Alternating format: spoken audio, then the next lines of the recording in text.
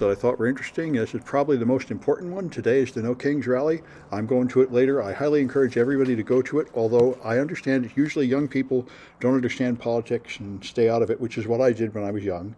I preferred math and science because I hated something where people are lying to you. But when I got older, I began to understand how it works. And this is extremely important because if peaceful protest can end the current dictatorship from the Nazis ruling America, and they really are Nazis, their text message just came out, then that's a peaceful way out. If these things fail and they manage to rig the election, which is what they're doing now, and you get a dictatorship established that won't come out, then it usually takes 30 years in a civil war to get rid of them. So this is the chance to get out of it the easy way. If we let the Republican dictatorship cement itself and cancel the elections and rig the voting and everything, then we end up in Putin's nation, and that takes a whole generation and a war to get out of. So anyway, I recommend going to it, but of course, I understand a lot of people won't, but it's good for those who do. It's a civil service for others if you can go to this thing. And so Trump continues his reign of ridiculous corruption. He repealed George Santos. George Santos is so terrible he got thrown out of the House. He lied about everything. He embezzled money. He stole money from people that donated it for charitable causes, all of which Trump has done. I'm not sure he's guilty of rape, which Trump certainly is, and most of the members of his cabinet are proven guilty of rape. That seems to be the only thing he's missing to be a prominent Republican now. And in general, financial crimes, embezzling and stealing, Trump will forgive you for that. He also forgave the Democrat, Blagojevich, that sold Obama's seat when Obama left the Senate. He sold it for money and went to prison for that. And Trump seems happy to forgive any kind of criminal. Usually it's because they give him some of the money. You give him about $1 million and he'll pardon you and let you keep all the money you stole. So this is what happens in a lot of nations. It just used to be something we were proud of in America, that we were not corrupt like this, but now we are just as corrupt as any other dictatorship where there is no law for the rich. As long as you can pay a bribe, you can do anything. And so Santos is out. However, there are increasing signs of resistance. The universities rolled over. This is a standard of the American character. When the government makes an outrageous demand, most of us are fat and happy. We have enough money, we have a nice place to live, so we'll put up with any kind of injustice just not to be bothered, until it gets so annoying that you finally get fed up. And so the universities first rolled over, the insurance companies rolled over, the lawyers, legal companies rolled over, and now they're beginning to not roll over. 4 out of 9 of them so far have rejected the compact, and especially, probably more important, is when Pete Hegseth ordered all the news agencies to stop reporting on our military actions and only report approved propaganda from him. All the news agencies refused, even Fox News. The only one that signed that was OAN and I think another. So that is what we need. We need everybody to stand up to this dictatorship and say no, and you need everybody to do it. If just a few of you do it, they can punish you, but if enough people do it, they have to give in. And these people are all very weak, and they give in as soon as they hit any resistance. So I'm really glad to see this. I was upset when all the universities are letting them come in and fire your professors, cancel your courses, dictate the content of your courses, to replace history with propaganda. And a few of them rolled over, but now they're changing their mind and saying, it's probably better to resist, because they all found the same thing. If you give in to Trump, he just comes back and takes more.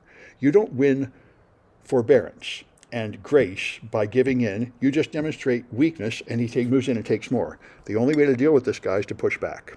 And it seems like an increasing number of our society is figuring this out. Several military leaders have recently resigned, high-ranking military leaders, because he's the massacre of people in Venezuela is bothering them, because normally when somebody is driving a ship on the ocean and you don't like what you're doing, you just shoot their engines and disable them, and then you take them captive, and then you can have a trial and prove that they did something wrong. But they're just killing them completely unnecessarily. Small boats with superior armament that could totally capture them peacefully. They're just killing them because Trump enjoys killing people. This is typical of dictators. He wanted to kill protesters. He wanted to put barbed wire and sharks on the border with Mexico.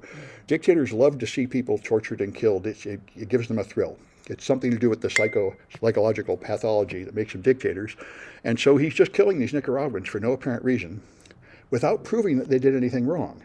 And there are a lot of claims that they were not smuggling drugs, they were just fishing. And even if they were smuggling drugs, you could give them a trial and put them in prison or something. So generals are resigning because this is a violation of the military code of ethics. And so it's more and more people are pushing back, and I'm glad to see it.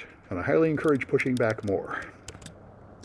So teachers are using AI to help them, a lot of them, and apparently, as you would expect, if you use AI to write your lesson plan, you get a really boring average lesson plan that is not engaging, it doesn't really communicate with the students, and of course, that's what AI does. What AI does is scrape the internet, get a mathematical representation of the average on the internet, so all you get out of it is like the average thing that someone would say. So you shouldn't expect it to be innovative or creative, it's quite the opposite. Anyway, so Salesforce was ruled, the CEO of Salesforce has been famous as the liberal good billionaire, sort of like George Santos, that contributes to a lot of causes helping the homeless and such. But in the last month or so, he has made a sharp turn to the right to become MAGA. And everyone is puzzled by this because they thought he had strong convictions on the other side. But you know, you can't really expect a billionaire to have any principles other than the accumulation of more and more money. It is very unusual for any of them to care about anything except money. How do you become a billionaire? Except that money is the most important thing in your life. I was talking to one of my friends who's pretty wealthy, but not that wealthy. And I said, a normal person, when they get a certain level of wealth, they say, well, that's enough, and they focus on other things. You have to have some kind of particular weird fixation on money to get that rich. So he's said they should bring the federal troops into San Francisco to suppress crime, and now he's going to help them hire ICE officers by using Salesforce tools to help do it. And so the IBM helped South Africa sort their the people into racial categories and keep them locked up. And a bunch of American companies helped the Nazis with their documents and such. So, you know, this is anybody in power, they'll do whatever they want to make money. This is what you should normally expect from rich people and corporations. And we thought we had something better in Salesforce, but obviously we don't. He's just the same as the other billionaires, which is a bit of a surprise. But in retrospect, it shouldn't be that much of a surprise. And so Cisco, I was interested to see more details here. I've talked for the last year about how the number one security risk on your network is now the edge devices. They will take over the routers and switches and firewalls and VPN devices. And it didn't used to be that way. It used to be they would take over the Windows devices. And so here's the details have come out. An old Cisco device, if you have an older one that hasn't been patched, it has a weakness in Simple Network Management Protocol, which is notorious for this. Simple Network Management Protocol is a really old protocol used to control network devices, and it has been designed very badly. In the early days, there was no encryption, no password, no nothing. And so then they deploy rootkit on the switch, which gives them persistent remote control. And so then they can listen on any port, delete logs, bypass authentication control lists, access control lists, change the password, hide running configuration items, change timestamps, and all that. The usual stuff rootkits do. Once you have a rootkit on a device, you change its operation to benefit the attacker, and you conceal all evidence of that, so anybody examining it will not know the rootkit is running. So anyway, it's a little bit nice to get more details of exactly what the criminals are doing about it.